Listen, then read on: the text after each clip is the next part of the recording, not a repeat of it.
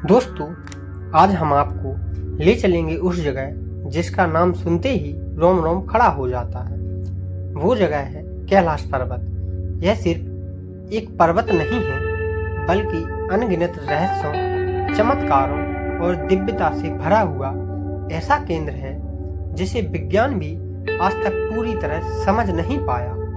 और हमारे धर्म ग्रंथ तो इसे स्वयं भगवान शिव का निवास स्थान मानते हैं। कैलाश पर्वत हिमालय की गोद में तिब्बत क्षेत्र में स्थित है।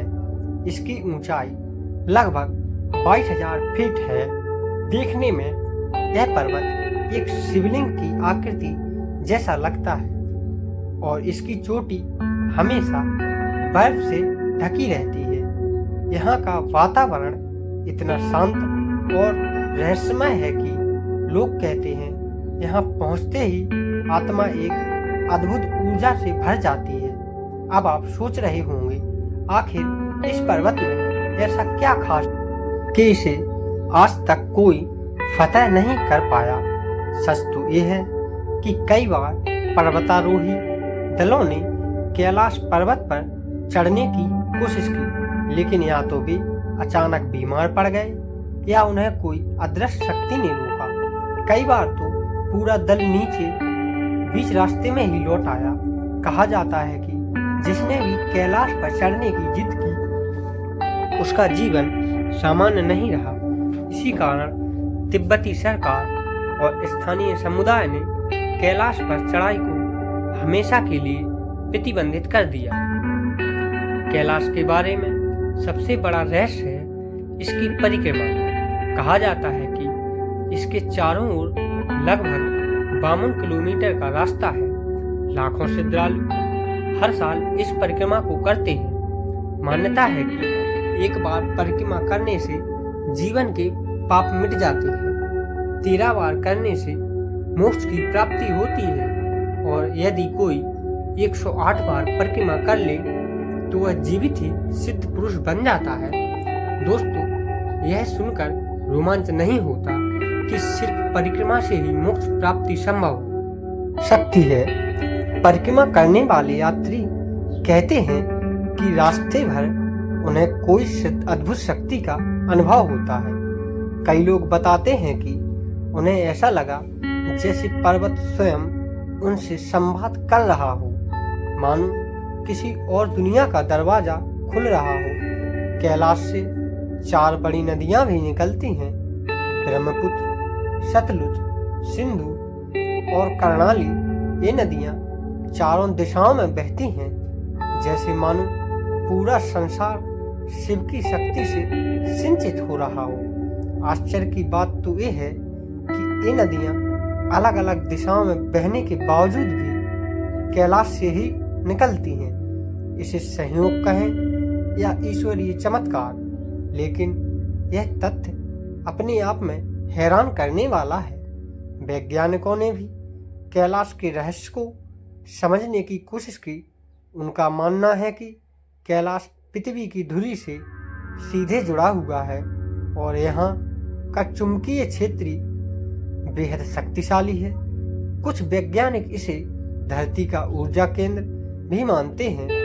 यही कारण है कि जब कोई कैलाश को देखता है तो उसे भीतर से गहरी शांति का अनुभव होता है। यहाँ एक और रहस्य है, कैलाश पर्वत पर कभी बर्फ की मोटी परत जमती नहीं, जबकि पास पड़ोस की चोटियाँ पूरी तरह जमी रहती हैं।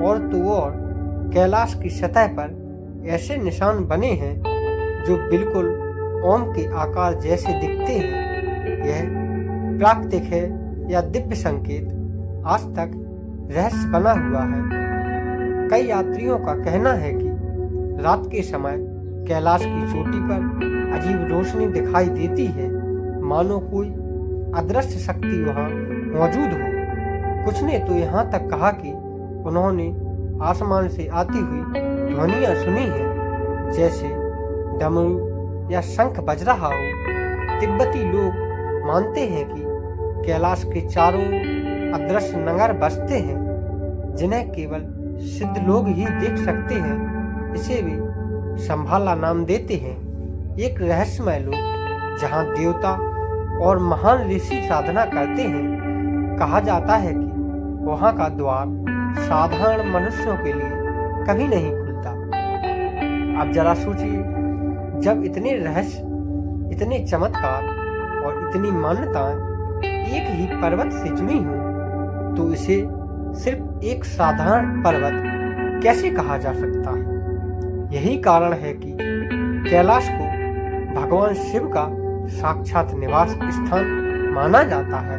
दोस्तों, कैलाश की कथा से हमें एक गहरी सीख भी देती है कि यह स्थान सिर्फ भौतिक दृष्टि से नहीं बल्कि आध्यात्मिक दृष्टि से भी महत्वपूर्ण है। यह हमें बताता है कि जीवन का असली सुख धन दौलत में नहीं बल्कि आत्मा की शांति में है। अगर कभी आपको मौका मिले तो कैलाश पर्वत को दूर से ही सही निहारिए।